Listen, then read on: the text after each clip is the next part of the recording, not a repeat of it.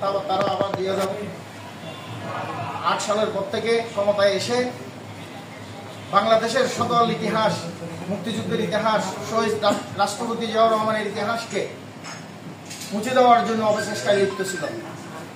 আল্লাহর তরফ থেকে এমনই তাদের উপর গজব নাজিল হয়েছে। জুলাই বিপ্লবের মাধ্যমে ছাত্র জনতার আন্দোলনের মুখে এমনভাবে পতিত হয়েছে, তারা এই দেশে ফেরাউনের রাজত্ব কায়েম করে চলেছিল। শেখ মুজিবুর রহমানের মূর্তিকে প্রতিটা মুড়ে বাংলাদেশে প্রতিস্থাপন করেছিল। আল্লাহর রহমতে ইতিহাস সাক্ষী থাকে, আর সত্য কখনো চাপা থাকে না। তার জ্বলন্ত প্রমাণ হচ্ছে জুলাই বিপ্লব। জুলাই বিপ্লবের মধ্য দিয়ে অতি লাঞ্ছিতভাবে শেখ মুজিবুর রহমানকে এদেশের জনগণ, এদেশের ছাত্র সমাজ আল্লাহর তরফ থেকে খাটো করেছে।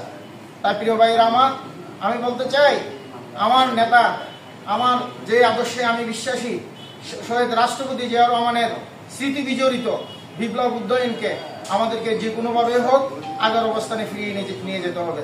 ফ্যাসিস্টদের বিভিন্ন সময় পুনর্বাসিত, তাদের স্বঘোষিত মেয়ররা তাদের মাধ্যমে বিপ্লব উদ্যয়নকে বখাটেদের রাজখানায় পরিণত করেছিল।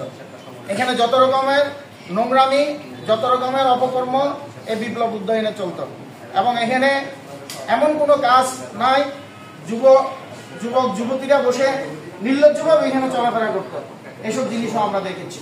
প্রিয় ভাইরা আমার, আমি বলবো এখানে আমরা সংগঠিত হই, প্রতিটা থানা থেকে থানা ওয়ারি আমরা সংগঠিত হয়ে, আমরা সংগঠিত হয়ে সংগঠনের মাধ্যমে আজকে যে উদ্যোগ আমার ছোট ভাই তৎকালীন সাবেক ছাত্রনেতা তানভীর উদ্যোগ নিয়েছে, সেই উদ্যোগে সাড়া দিয়ে আমি এসেছি।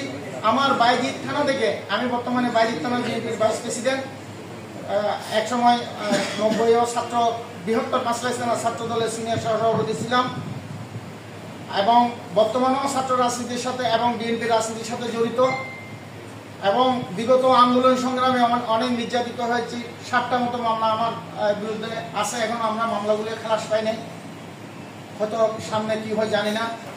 আমি বলতে চাই, যে কোনো কিছুর বিনিময়ে শহীদ রাষ্ট্রপতি জিয়াউর রহমানের স্মৃতিকে আমাদেরকে রক্ষা করতে হবে, পুনরুদ্ধার করতে হবে। মহিউদ্দিন চৌধুরীর আমল থেকে মঞ্জুর আমলে যে অবস্থায় ছিল, আমাদেরকে সেই অবস্থায় ফিরিয়ে নিতে হবে। তার জন্য আমাদেরকে মুক্তিযুদ্ধ মন্ত্রণালয় থেকে শুরু করে আমাদের এখানকার এই যে ডিসি এবং বর্তমান আমাদের একজন প্রাণপ্রিয় নেতা ডক্টর সাদাত হোসেন মেয়র হিসেবে আমাদের মাঝে এসেছেন, ওনার মাধ্যমে আমরা এটাকে পুনঃ অবস্থায় ফিরিয়ে নেওয়া যাওয়ার জন্য আমরা আপ্রাণ চেষ্টা করব। প্রয়োজনে আমরা আন্দোলন গড়ে তুলব, এবং এই আশাবাদ ব্যক্ত করে সকলের সহযোগিতা কামনা করে আমার বক্তব্য আমি বিদায় নিচ্ছি। আসসালামু আলাইকুম, সবাইকে ধন্যবাদ।